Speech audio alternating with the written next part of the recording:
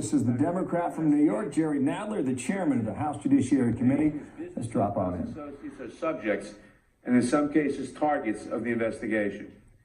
I also take issue with your written testimony, which we did not receive until almost midnight last night, when you suggest that you, quote, will continue the long-standing executive branch policy and practice of not disclosing information that may be subject to executive privilege, close quote. In other words, you reserve the right to refuse to answer the question forever. That's not how it works. Nearly 3 weeks ago, I provided you with a list of questions related to communications you may have had with the White House about the circumstances of your hiring, the termination of Mr. Sessions, and any insight you may have into the special counsel's investigation, among other topics. I gave you those questions in advance so that you would have time to consult with the White House on any possible question of executive privilege. I understand that you may disagree with the committee about your responsibility to undertake that review, and as a consequence, you may not fully respond to every question we ask today. As we discussed, I am willing to work with the department on those disagreements on a case-by-case basis. But I take your reluctance to answer questions about these communications as a deeply troubling sign. When our members ask if you conveyed sensitive information to the president, or ignored ethics advice at the direction of the president, or worked with the White House to orchestrate the firing of your predecessor, the answer should be no.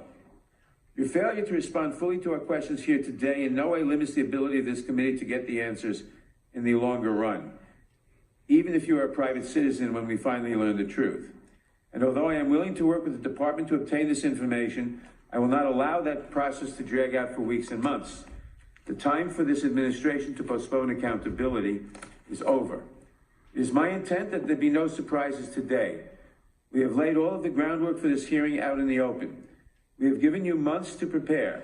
We have publicly documented every request we have made. We have provided our Republican colleagues with a meaningful opportunity to weigh in on the process. We have nothing to hide from you or anyone else. We hope you have nothing to hide from us.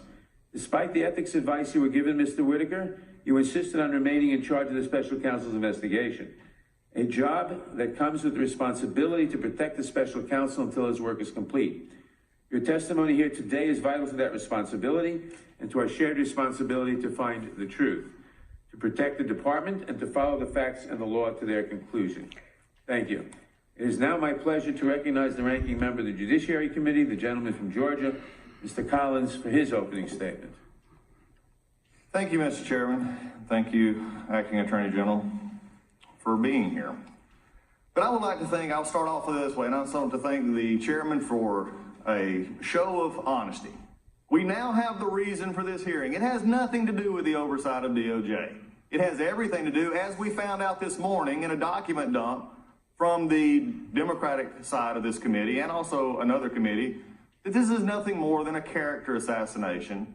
And we're going to also decide to see if we can just do something and get at the president while we're had the chance. Yesterday, I want to tell you a story. My kids are now grown. They're 26 and down to 20. And I used to always love the Easter season and the time of especially hide and seek and going to find, eggs. And that look on their face when they found that last egg they were looking for. And that look of surprise. And yesterday was that for me again. I was back being a father again, because yesterday was nothing but pure political theater. It was wonderful. It was a time for hide and seek. The chairman had a hearing. Let's do a subpoena. We're going to stand tough. And let's just do the timeline real quick. We get through with it, and as I had warned this committee, a preemptive subpoena was not a good idea. It chills all of the witnesses coming before this committee and would probably have a detrimental effect to the acting attorney general. But, hey, I'm the minority. Who cares? So we do it. And the acting attorney general's office responded.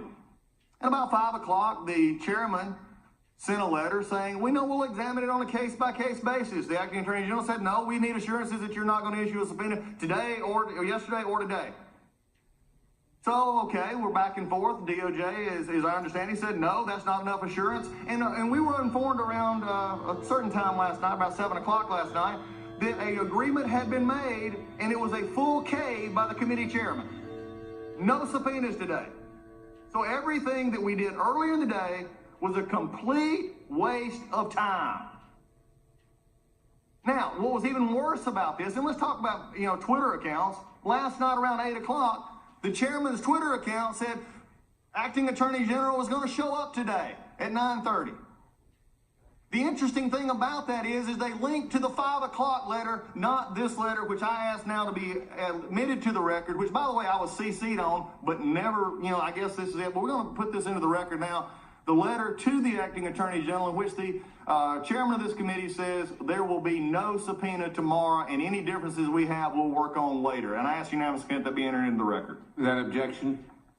So at 8 o'clock, we decided to send out a tweet to the world, which many in the media, by the way, picked up on and have run stories today saying the reason the Judiciary chairman wins, the Attorney General's coming, he doesn't have assurances. No, he does, right here. There's going to be no subpoena today. So when we talk about transparency, which was so evident yesterday, now we get to the real meat of the issue.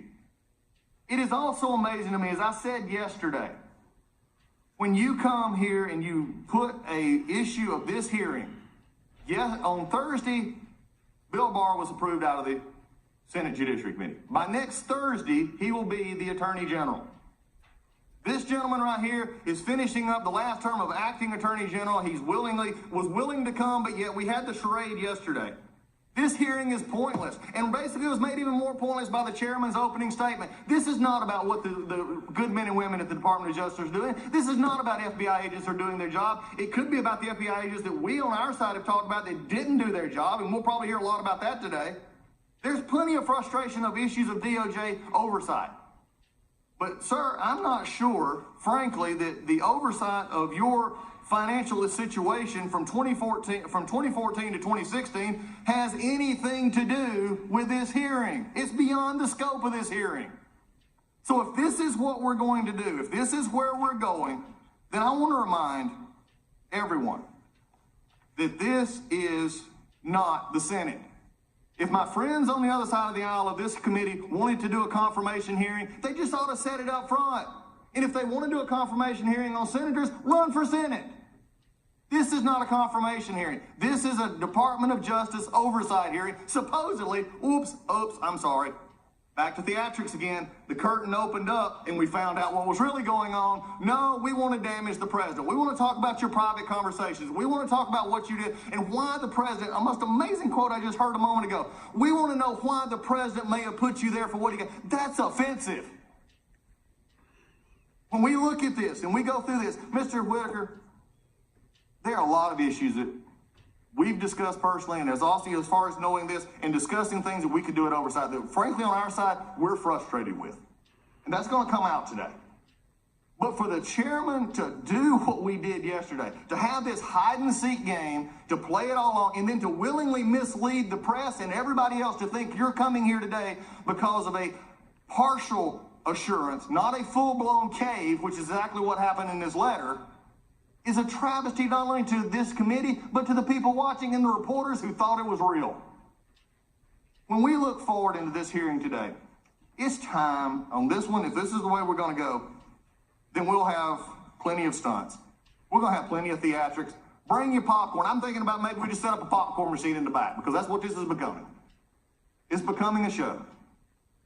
When your presence was here, you were coming voluntarily. You've always said you're coming voluntarily. So we had the show yesterday. We now have had the curtain drop down, and Mr. Whitaker, I guess your confirmation hearing's here. You only got 5 days left on the job or 6 days left on the job.